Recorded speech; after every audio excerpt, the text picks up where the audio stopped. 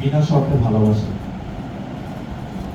তো এই আয়াত যখন নাজিল হলো, হযরত আব্দুল্লাহ ইবনে আব্বাস তিনি রাসূল পাক সাল্লাল্লাহু আলাইহি ওয়াসাল্লামকে জিজ্ঞেস করলেন, ইয়া রাসূলুল্লাহ, মান কারাবাতুকা হাউলাই লাযিনা ওয়াজাবাত আলাইনা মাওয়াদ্দাতুহুম, আপনার সেই নিকট আত্মীয় বা আপনার সেই আহলে বাইত কারা যাদের ভালোবাসা আমাদের উপর ফরজ করা হয়েছে? রাসূল পাক উত্তরে বললেন, আলিয়ুন ওয়া ফাতিমাতুন ওয়া ইবনাহুমা, আলী, ফাতিমা এবং তাদের দুজন সন্তান, অর্থাৎ ইমাম হাসান এবং ইমাম হোসেন।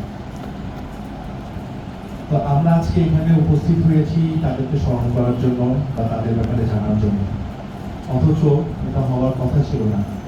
কারণ কারবালার ইতিহাস আজকের ইতিহাস না, 1400 বছর আগের ইতিহাস। আমরা ছোটকাল থেকে শুনে আসার কথা, জানার কথা যে কারবালার মধ্যে কি হয়েছে, কি কারণে আমরা কারবালাকে স্মরণ করি বা আশুরা উদযাপন করি। কিন্তু দুঃখের বিষয় হচ্ছে কি আমাদেরকে এগুলো নিয়ে আবার জানতে হচ্ছে। জানার কারণটা কি? জানার কারণটা হচ্ছে যে এই যুগে এসে 1447 হিজরি চলতেছে, এই যুগে এসে আজকে দেখেন আজকে কি বার গেল? আজকে শুক্রবার। আজকে কি ছিল? দুপুরবেলা কিসের নামাজ ছিল? সবাই তো পড়ছে আলহামদুলিল্লাহ। জুমার নামাজের মধ্যে আজকে কি নিয়ে আলোচনা হওয়ার কথা হিসাবে?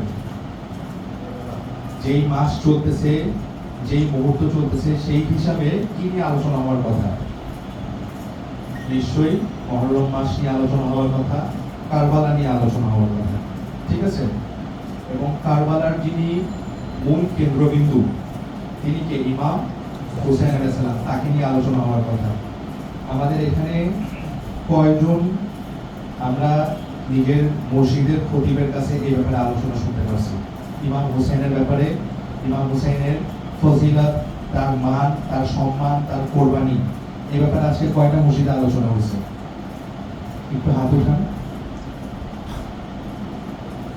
ঠিক আছে, আজকে 8 মুহররম, কালকে 9 মুহররম, পরশুদিন 10 মুহররম, যেই দিন ইমাম হুসাইন আলাইহিস সালাম নজিরবিহীন কোরবানি দিয়েছেন।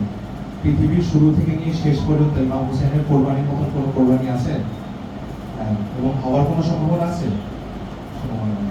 অথচ এত গুরুত্বপূর্ণ, এত তাৎপর্যপূর্ণ একটা অধ্যায় আমাদের মসজিদের খতিবরা জেনে শুনে ইচ্ছা প্রণোদিতভাবে প্রত্যেক বছর এটাকে অবজ্ঞা করে যাচ্ছে। তারা কিন্তু মুহররমের আলোচনা করবেন, কোন আঙ্গিকে করবেন? তারা শুরু করবেন আদম আলাইহিস সালাম থেকে নিয়ে। এই মুহররমের 10 তারিখে আল্লাহ রাব্বুল আলামিন হযরত আদম আলাইহিস সালামকে সৃষ্টি করেছেন, হযরত নূহ আলাইহিস সালামকে বন্যা থেকে নাজাত দিয়েছেন, ইব্রাহিম আলাইহিস সালামকে এই দিনে আগুনে নিক্ষেপ করা হয়েছিল। এই নিয়ে যত ঘটনা আছে সব বলবেন। বলার পর যখন দেখা যাবে যে সময় শেষ, খুতবার টাইম হয়ে গেছে, তখন একটা দায় সারা দেওয়ার জন্য বলবেন যে এই দিনে মুহাম্মদ সাল্লাল্লাহু আলাইহি ওয়াসাল্লামের যিনি দৌহিত্র তাকেও বলা হয় যে হত্যা করা হয়েছিল। ঠিক আছে, এটা বলার পর আবার সাথে সাথে এই দিনে কি কি নিষেধ, তাজিয়া করা যাবে না, এই দিনে তাদেরকে স্মরণ করে বাড়তি কিছু করা যাবে না, কোনো শিরক করা যাবে না, কোনো বিদআত করা যাবে না, ওইদিকে চলে যান। অথচ আমরা শেষ নবীর উম্মত হওয়া সত্ত্বে বা শেষ নবীর উম্মত হওয়ার কারণে আমাদের জন্য কি মুসা আলাইহিস সালামের ঘটনা বেশি গুরুত্বপূর্ণ নাকি ইমাম হুসাইনের ঘটনা বেশি গুরুত্বপূর্ণ? মুসা আলাইহিস সালামের ঘটনা গুরুত্বপূর্ণ হচ্ছে কি তার উম্মতের জন্য। আমাদের জন্য গুরুত্বপূর্ণ হচ্ছে আমাদের রাসূলের পরিবারের সাথে ঘটে যাওয়া ঘটনা। অথচ এটা প্রত্যেক বছর ইচ্ছা প্রণোদিতভাবে এটাকে পাশ কাটিয়ে দেওয়া হয়, যার কারণে আমরা বাধ্য হই এটাকে স্মরণ করে দিতে যে আসলে। আচ্ছা, তারপরে আবার শুরু হয়, এখানেই শেষ না, তারপরে বলা হবে যে ইয়াজিদকে কোন কোন দৃষ্টিকোণ থেকে বাঁচানো যায়। সে তো কিছু জানতো না, এই দোষ তো সব ওবাইদুল্লাহ ইবনে জিয়াদের ছিল, সে তো পরে দুঃখ প্রকাশ করছে, সে তো এইটা করছে ওইটা করছে করে যত ধরনের পন্থায় ইয়াজিদকে বাঁচানো যায় এবং নাউজুবিল্লাহ ইমাম হুসাইনকে কাঠগড়ায় দাঁড় করানো যায়, কারবালার এই যুদ্ধের জন্য ইমাম হুসেনকে দোষী হিসেবে সাব্যস্ত করা যায়, সেই সমস্ত পায়তারা আমাদের প্রতিজ্ঞা করে থাকে। আপনারা দেখতেছেন, কিছু না হইলে মনে করেন 100-র মধ্যে 90টা মসজিদে এটা চলতেছে। প্রথম দিকে দেখা গেছে যে শুধু আহলে হাদিসরা করতো এগুলা, ইয়াজিদের তরফদারি, হ্যাঁ, ইয়াজিদের ওকালতি শুধু আহলে হাদিসরা করতো। কিন্তু আল্লাহ মাফ করুক, বিগত বছরগুলোতে দেখা গেছে চরমনাইও শুরু করছে, তবলিগিরাও শুরু করছে। এত নির্লজ্জভাবে তারা ইয়াজিদের বন্দনা করে যেটা মুখে আনার যোগ্য না। যার কারণে বাধ্য হয়ে আমাদেরকে আবার স্মরণ করাই দিতে হয় যে আসলে মুহররম মাসটা আদম আলাইহিস সালামের জন্য বা মুসা আলাইহিস সালামের জন্য বা এদিন কিয়ামত হবে, এগুলা ইভেন্টের কারণে উম্মতে মুহাম্মাদের কাছে গুরুত্বপূর্ণ না। উম্মতে মুহাম্মাদের কাছে সবচেয়ে প্রায়োরিটি পাবে শুধুমাত্র এই বিষয়টাই যে এই দিনে নবীর বংশকে শহীদ করা হয়েছে। তো এইটা স্মরণ করে দেওয়ার জন্য আমাদেরকে বারবার এগুলো বলতে হয়। যাই হোক, আমরা আল্লাহ রাব্বুল আলামিনের কাছে লক্ষ কোটি শুকরিয়া আদায় করি যে এই ফিতনার যুগে আল্লাহ রাব্বুল আলামিন চাইলে আমাদেরকে সেই দলভুক্তও করতে পারতেন যারা এখনো ইয়াজিদের বন্দনা করে, ইয়াজিদের গুণগান গায়। এবং আল্লাহ রাসূলের হাদিস আছে ক্লিয়ার যে পৃথিবীতে যে যাকে ভালোবাসবে কিয়ামতের দিন সে তার সাথেই উঠবে। তো আল্লাহর কাছে আমরা এই দোয়া করি যে আল্লাহ যেন আমাদেরকে দুনিয়াতেও হুসাইনি রাখেন, আখিরাতেও হুসাইনি রাখেন, ইয়াজিদের পক্ষ থেকে যেন আল্লাহ বাঁচান। ঠিক আছে? এখন আহলে বাইতের ফজিলত এটা হচ্ছে এমন এক সমুদ্র, যে সমুদ্রের মধ্যে একবার কেউ নামলে সেটার কুল কিনারা পাওয়া সম্ভব না। আহলে বাইতের ব্যাপারে স্বয়ং রাসূল পাক সাল্লাল্লাহু আলাইহি ওয়াসাল্লাম বলে গেছেন এবং আল্লাহ রাব্বুল আলামিনের কোরআন আহলে বাইতের ফজিলতের সাক্ষী। আমি দুই একটা হাদিস বলে শেষ করব। বিদায় হজ,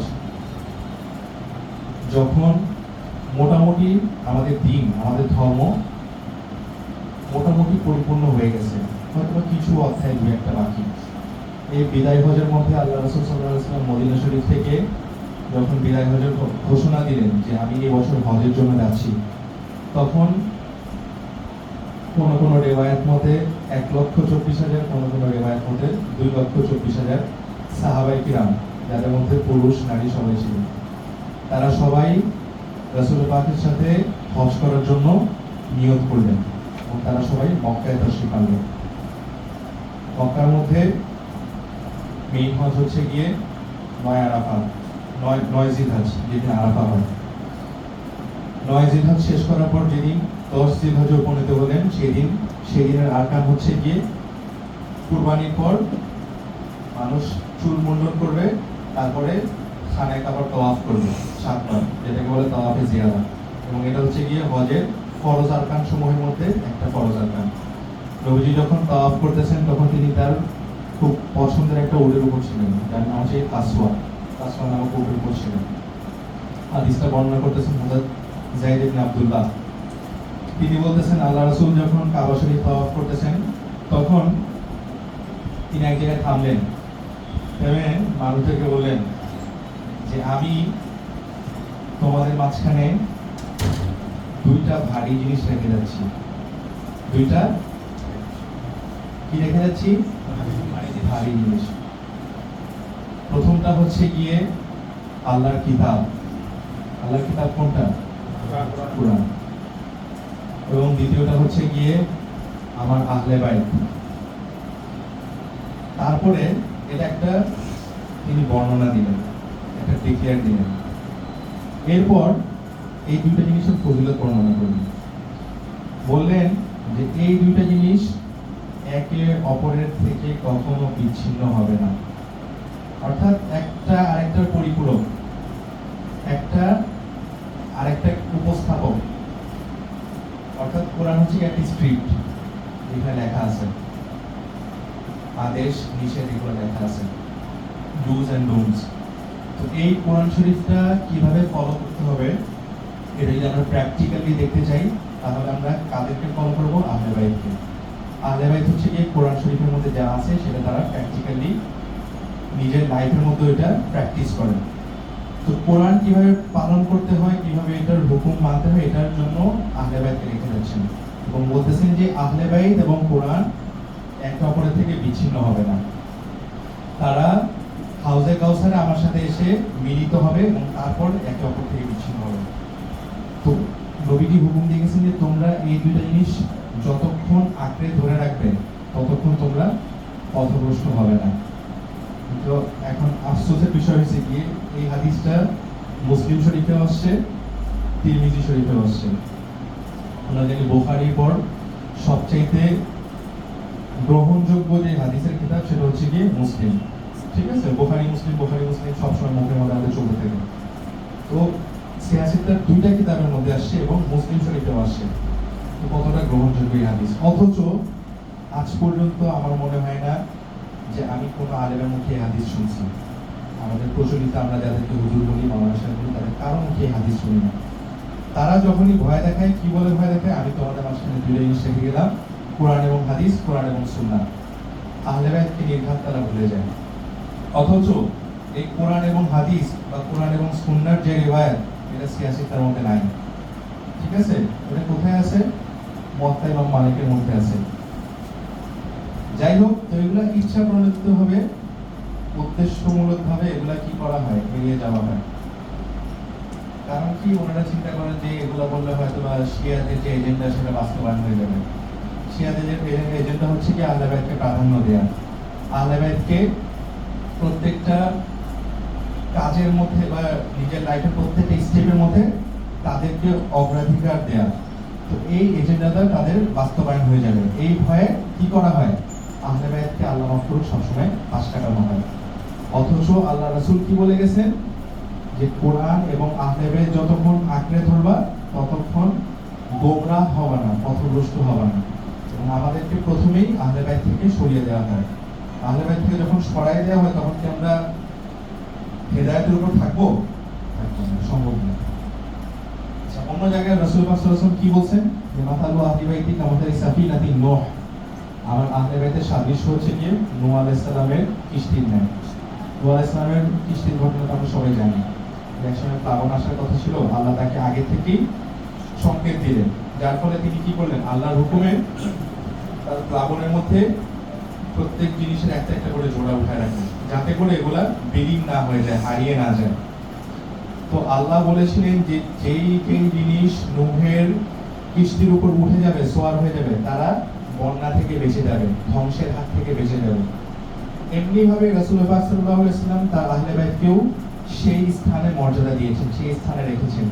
বলেছেন যে আমার আহলে বাইত এর সাথে যারা সংযুক্ত হয়ে যাবে, যারা আহলে বাইতের দামান ধরে নেবে, তারা কখনো পথভ্রষ্ট হবে না, গোমরাহ হবে না, ধ্বংস হবে না। সুতরাং নাজাতের একমাত্র পথ হচ্ছে কি কোরআন এবং আহলে বাইত, এটা ক্লিয়ার। তো আমাদের সামনে আরো প্রোপাগান্ডা আসবে, আল্লাহ মাফ করুক, সামনে এমনও যুগ আসবে যখন বলা হবে ইয়াজিদ ঠিক ছিল, নাউজুবিল্লাহ ইমাম হোসেন ভুল ছিলেন, তিনি নিজ ভুলে নিজে শহীদ হয়েছেন। বলা হবে অন্যান্য সাহাবারা নিষেধ করছিল, নাউজুবিল্লাহ তিনি শুনেন নাই, এখন বলা হয়। এগুলো আরো সামনে আরো বাইরে বলা হবে।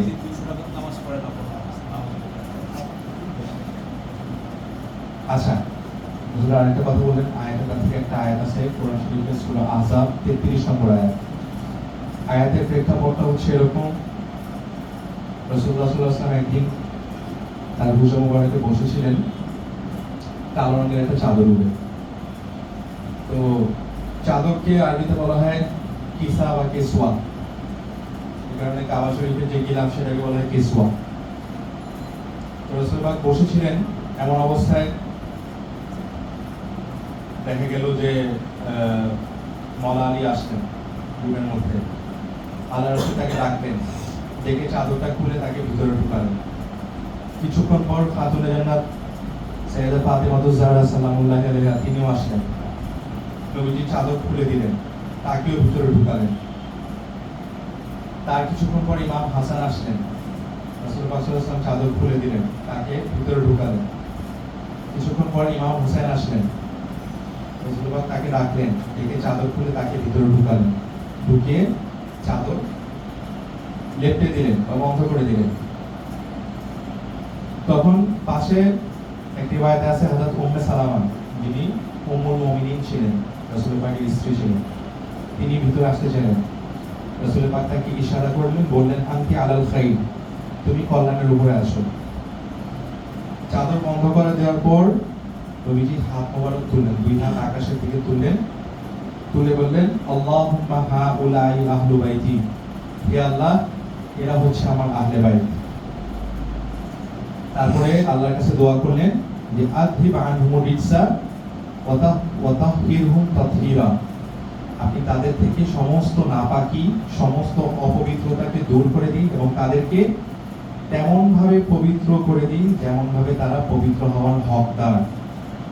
সাথে সাথে আল্লাহ রাব্বুল আলামিন আয়াত পাঠালেন, সূরা আহজাবের 33 নম্বর আয়াত। আল্লাহ বললেন ইন্নামা ইউরিদুল্লাহু লিইউযহিবা আনকুমুর রিজসা আহলাল বাইত ওয়া ইউতাহহিরাকুম তাতহীরা, নিশ্চয়ই আল্লাহ রাব্বুল আলামিন এইটাই চান যে আপনার আহলে বাইত থেকে সমস্ত অপবিত্রতা এবং নাপাকিকে দূর করে দিয়ে তাদেরকে এমন ভাবে পবিত্র করতে যেমন ভাবে পবিত্র হওয়া তাদের শান মানের অনুযায়ী হয়। তো এই আয়াতটা হচ্ছে কি তাদের পবিত্রতার ঘোষণা। তো আল্লাহ মাফ করুক, আমরা এখন পর্যন্ত আমাদের মধ্যে এই স্বভাব আছে, আমাদের কিছু মুসলমানের মধ্যে এই স্বভাবটা ইয়াজিদিদের মধ্যেও ছিল, যারা ইমাম হোসেনকে ভুল মনে করত। মওলা আলীর যুগে তাকেও ভুল মনে করা হয়েছে। আজ পর্যন্ত মওলা আলীকে, ইমাম হাসানকে, হোসেনকে ভালো মন্দ বলা হয়। আমাদের মুসলমানরা বলে, হিন্দুরা বলে না, অন্যান্য ধর্মাবলম্বীরা বলে না, মুসলমানরাই বলে। তাদের উপর আঙ্গুল উঠায়, তাদের তাদের চরিত্র নিয়ে কথা বলে। এটা আমাদের জন্য কত বড় দুর্ভাগ্যের বিষয়। যাই হোক, আল্লাহ রাব্বুল আলামিন আমাদেরকে এগুলো থেকে হেফাজত করুক এবং আল্লাহর কাছে শুকরিয়া যে আল্লাহ রাব্বুল আলামিন আমাদেরকে তার রাসূলের যে পথ, আহলে বাইতকে ভালোবাসার যে পথ, কতটুকু ভালোবাসতে পারি সেটা জানি না, কমপক্ষে ভালোবাসার দাবিটুকু যে করতে পারি এটা অবশ্যই আল্লাহর পক্ষ থেকে অনেক বড় নিয়ামত। আজকে এরকমও অনেক লোক আছে যারা ভালোবাসার দাবিও করতে ভয় পায়। মুহররম মানে ওই দুইটা রোজা, 9 তারিখ আর 10 তারিখের রোজা, এরপরে আর কিছু নাই। ওরা খালি হাদিসের মধ্যে কি আসছে মুহররম নিয়ে, যেহেতু হাদিসের মধ্যে নবীজি বলেন নাই যে মুহররমের মধ্যে ইমাম হোসেন শহীদ হবেন, এই কারণে এটা কোনো টপিক না তাদের হিসাবে। তাদের হিসাবে হচ্ছে কি ওই মুসা আলাইহিস সালাম এরকম তারা একটা রোজা রাখতো, নবীজি বলেছেন দুইটা রোজা রাখতে, এই রোজাটাই হচ্ছে কি আসল। মুহররম রোজার মধ্যে সীমাবদ্ধ হয়ে গেছে, আহলে বাইতের পুরো চ্যাপ্টার আউট। তো আল্লাহ রাব্বুল আলামিনের শুকরিয়া যে উনি আমাদেরকে তার হাবিবকে স্মরণ করার, তার হাবিবের আহলে বাইতকে স্মরণ করার মতন যে নিয়ামত, এই নিয়ামত আমাদেরকে দান করছেন। এবং এর শুকরিয়া আমি মনে করি মানুষ যদি তার শেষ শ্বাস পর্যন্ত, নিঃশ্বাস পর্যন্ত যদি শুকরিয়া আদায় করে, এই শুকরিয়া আদায় করে শেষ করা সম্ভব না। এটা এত বড় নিয়ামত। আল্লাহ রাব্বুল আলামিন আমাদের এই হাজিরিকে কবুল করেন যেন, এবং আহলে বাইতের গোলামানে আলে মুহাম্মদের মধ্যে যেন আমাদেরকে শামিল করেন। এই দোয়া করে আজকে আমার কথা শেষ করতেছি, এবং যদি কোনো ভুল হয়ে থাকে ক্ষমা চাচ্ছি। আল্লাহ রাব্বুল আলামিন। আসসালামু আলাইকুম।